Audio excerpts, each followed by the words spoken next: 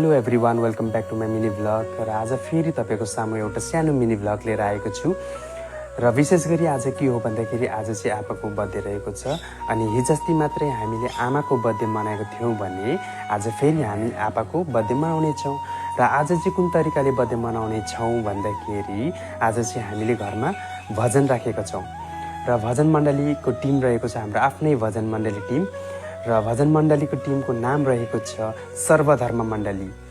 अनि मैले अहिले भर्खरै साउन्डहरू सेटअप गरिसकेको छु। हाम्रो मिनी साउन्ड छ एउटा, होइन, त्यही साउन्डलाई मैले सेटअपहरू गरिसकेको छु। हामी हरेक टाइम त्यही साउन्डमा भजन कीर्तन गर्ने गर्छौँ। र भरै चाहिँ के हुनेछ म तपाईँहरूलाई देखाउने छु, आहिस्ता आहिस्ता बिस्तारी बिस्तारी, होइन, हेर्दै जानु होला कुन तरिकाले हामी बर्थडे मनाउनेछौँ। भरै हेर्दै जानु होला है त। र साथीहरू, हाम्रो साउन्ड चाहिँ यस्तो छ है, स्ट्रेन्जरको मिक्सचर, 150 को एम्प, अर्डिनरी दुईवटा बक्स छ। र साउन्ड क्वालिटी चाहिँ भरै हामी भजन गर्दाखेरि तपाईँहरूलाई देखाउने छु है त।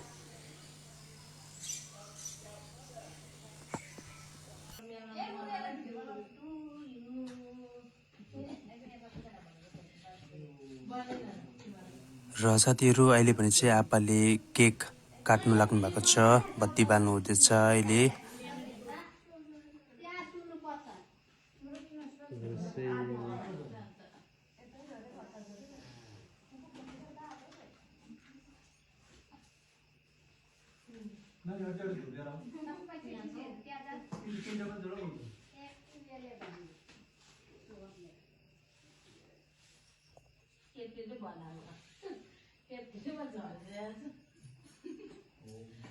आमा यता साइडमा बस्नु नि।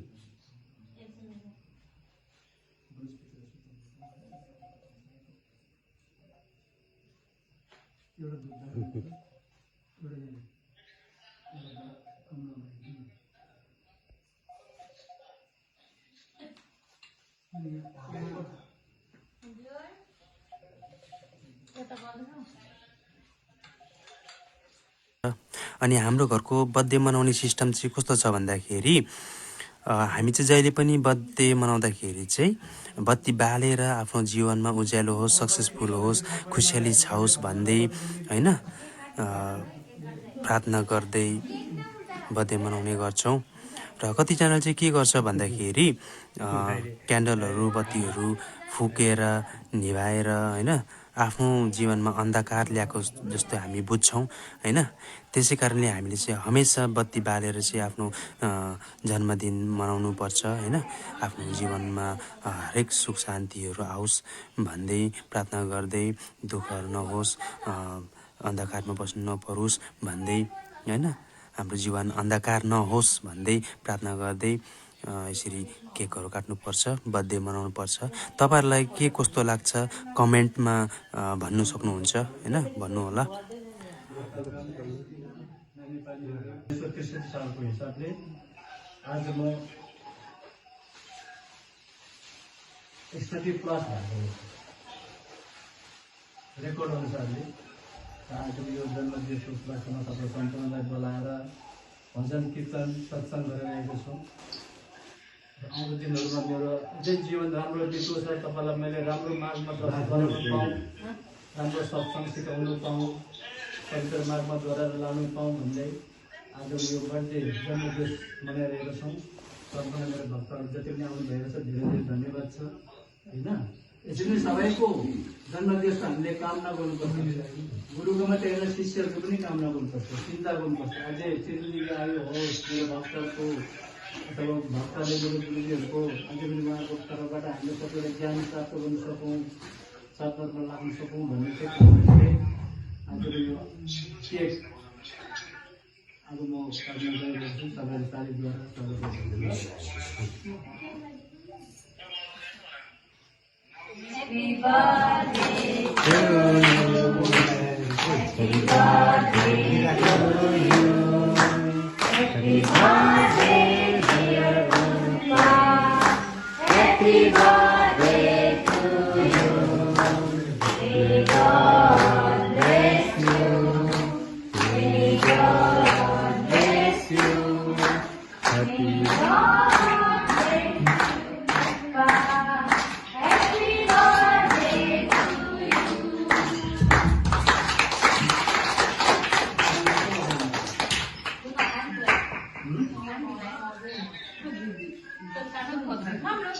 पनि एकै काममा बिजेर पनि बोल्नु पर्यो अनि यहाँ माया बस्छ कता गयो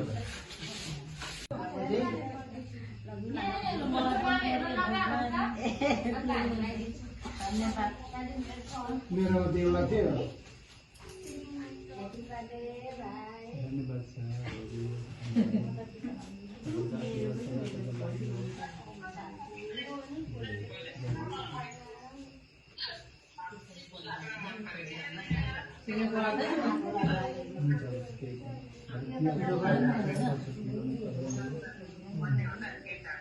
यादैछ एक देखेर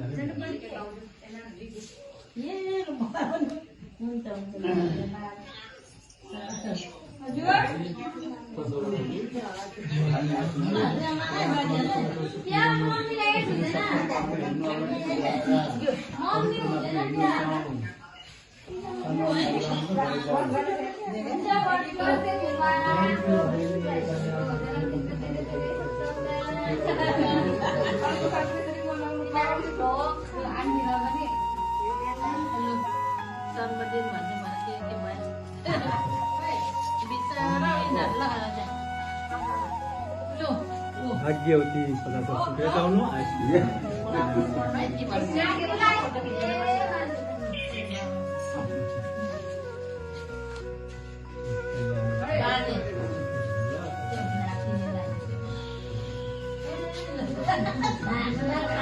बुझेन त राम्रो बाटो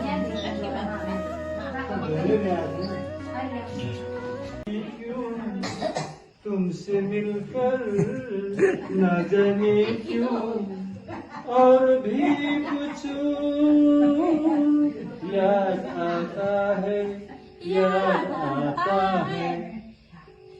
आज से अपना क्या नहीं है 1986 सालको त्यो दिल्ली कुरो हो यो त्यति बेला को इलिसा यो सानो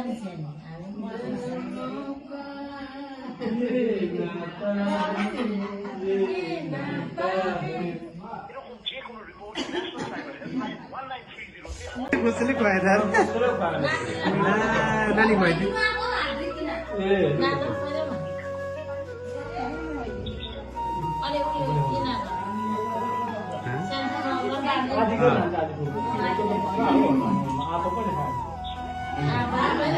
खाएको छु बिर्सेर सबैले खाइहाल्छु लास्टको हाम्रो जातले गर्दै बत्दैन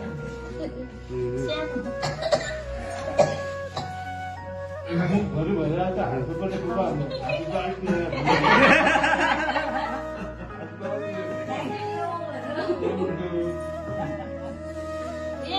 गरिसक्यो नि